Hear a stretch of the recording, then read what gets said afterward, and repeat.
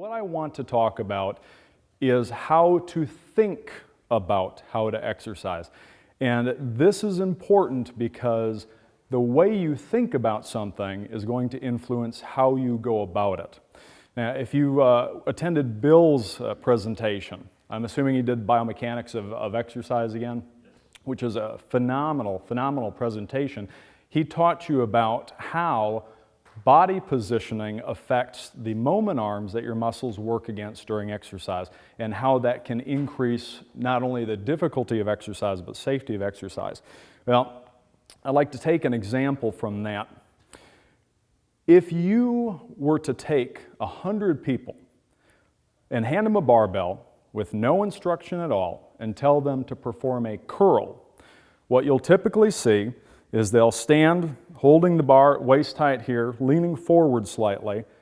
They'll use a little bit of a hitch with the hips to swing it up, and as they come up, they're going to move their elbows forward in front of the hands and the barbell. Now, if you were paying attention during Bill's presentation, you know that you start with 0 moment arm, you go through the maximum moment arm, and then you end up with no moment arm at all. This is a great way to do a curl if your goal is to make the weight go up. It is a horrible way to do a curl if your goal is to effectively work your biceps. The difference between the two is that when you're thinking about making the bar go up, if you think of exercise as something that you do to the weights with your muscles, you're going to tend to move in a way that makes it easier to do that. But easier is not what you want during exercise. You want exercise to be demanding. Instead, you want to think of exercise as something you do to your muscles with the weights. Now, the difference between the way most people curl, and I'll just use the curl as an example, and how you should curl, is that a proper curl is so much harder. You won't be able to lift as much weight, but it's going to be so much more effective for the muscle. And because you don't require as much weight, it also makes it a much safer exercise. I don't know if Bill went into specifics with the moment arms and curling, but if you start here, it's easy. If you start with a slight backward lean and you've got the barbell a few inches in front of your elbow, it's a whole lot harder. If you end here, this is pretty easy. Again, it's a 0 moment arm. But if as you curl, you move your hips back, again, the barbell stays in front of the elbow. There's no difference in how far your elbow is moving. But there's a big difference in the average lever between this and doing this. And it's the same with a lot of other exercises.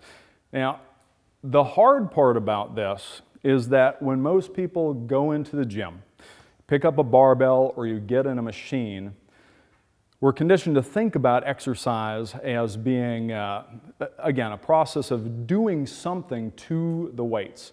Doing something to the handles or the pedals or the pads on a machine. And again, when you think about exercise in that way, you're going to tend to move in a way that makes it easier to do that, which again is the exact opposite of what you want to do.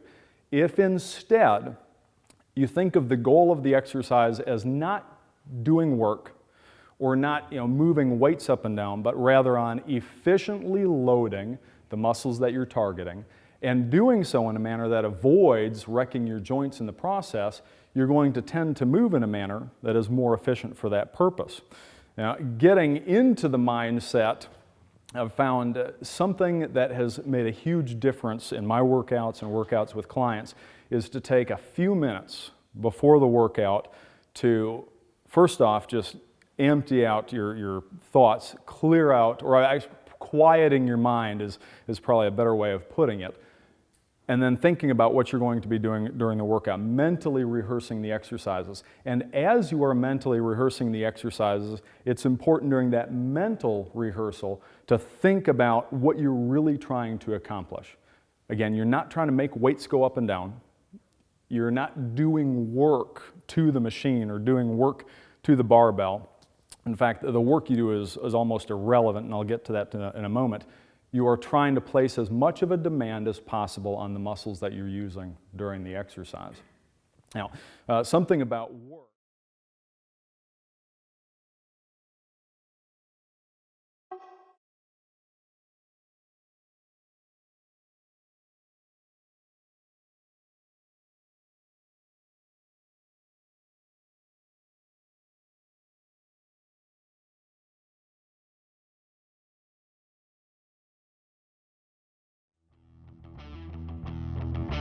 and his philosophies of life. You can check him out at baye.com. That's B-A-Y-E. Let's bring on Drew Baye. Thanks. Glad to be here.